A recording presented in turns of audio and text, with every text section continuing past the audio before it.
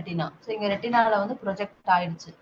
ஆக்சுவலா நம்மளுக்கு வந்து ஃபோக்கல் லென்த் அப்படின்னு சொல்லுவோம். Focal length is nothing but the distance between the retina and then the lens. So ரெண்டுக்கும் இடையில இருக்கிற டிஸ்டன்ஸ் தான் வந்து ஃபோக்கல் length அப்படின்னு சொல்லுவாங்க.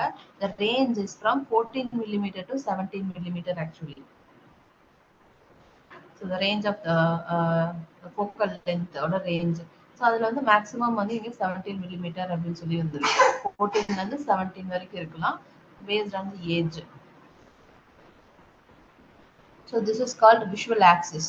So visual axis is nothing but the distance between the lens and retina. So lensக்கும் retinaக்கும் இடையில இருக்கிறது. Ma'am இப்போ ஃபோக்கல் லென்த் வந்து 14 to 17 சொல்றீங்க. இப்போ ப்ராப்ளம்ஸ்ல வந்து மேக்ஸிமம் வேல்யூ வச்சு தான் வந்து நம்ம கண்டுபிடிப்போமா? ஆமாமா. கொடுக்கல அப்படின்னு சொன்னோம்னா நீங்க வந்து 17 the maximum எடுத்துக்கலாம். மேம் இது ஏதா ஃபார்முலா கொடுத்திருந்தாலும் ஆமாங்க சார், ஃபார்முலா இருக்குங்க sir. So to find the height of the image on retina, retinal image, height of the retinal image. So question வந்து எப்படி கேட்பாங்க அப்படின்னு சொன்னா, ஆமாங்க சார். ஹைட் வந்து பாத்தீங்கன்னா ஃபர்ஸ்ட் என்ன டேட்டா கொடுத்திருக்காங்க நம்மளுக்கு, height of the original object கொடுத்திருக்காங்க 15 meter. Then distance of object from eye, that is 100 meter. Focal length of eye கொடுத்திருக்காங்க 17 millimeter. So the question is height of the retinal image. So the formula என்ன அப்படின்னு பார்த்தோம்னா, height of the original object divided by distance of object from eye equal to retinal image divided by focal length of eye. Calculate பண்றீங்களா? திரும்ப சொல்லுங்க ma'am. height of the original image, height of the original object, height of the original object divided by distance of object from eye. Okay. Equal to height of retinal image divided by focal length of eye.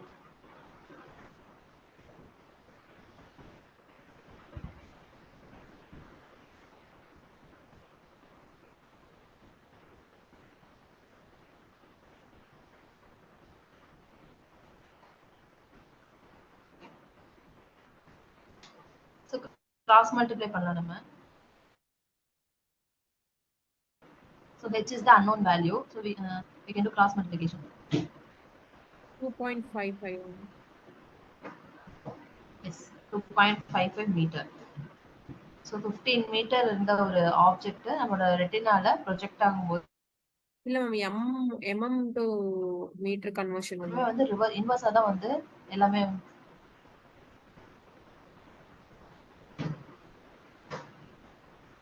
பண்ணிட்டீங்கல்ல. இப்போ mm to metre conversion பண்ணணும்ல ma'am? இதுல 17 mmங்கிறது focal length வந்து இங்க ஒரு 10 to the power minus போடும்போது எவ்வளவு வருது உங்களுக்கு? 0.0225 வருது. அது வந்து millimetre. again you convert into meter. இல்ல மீட்டரே அவ்வளவுதான் வருது. மீட்டர் அவ்வளவு வராது சார் உங்களுக்கு.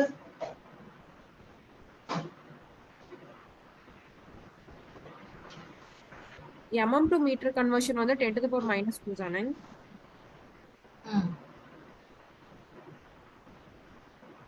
So 15 into 17 into 10 to the power minus 2 by 100.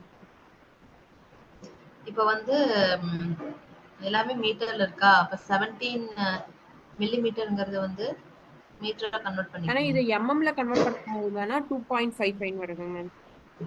Metre கன்வர்ஷன்ல 0.0255 தான் வருது. 17 into 10 மீட்டர் வரதுல அங்க 2.55 மில்லிமீட்டர் தான வரும். அதாவது ரெட்டினல் இமேஜ் வந்து மீட்டர்ல வராதுல, மில்லிமீட்டர் தான். 2.55 மீட்டர்ல வந்து 2.55 millimetre. 2.55 millimeter. Yes. So 15 meter image will be retinal image வந்து 2.55. So this kind of problem you can expect.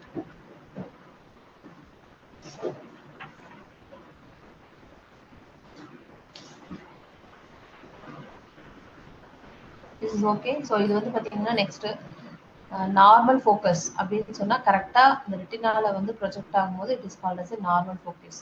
அதே வந்து நியர் சைட்டு ஃபார் சைட்டு அப்படின்னு சொல்லிட்டு ஸ்பெக்ஸ் போடுறோம் இல்லையா.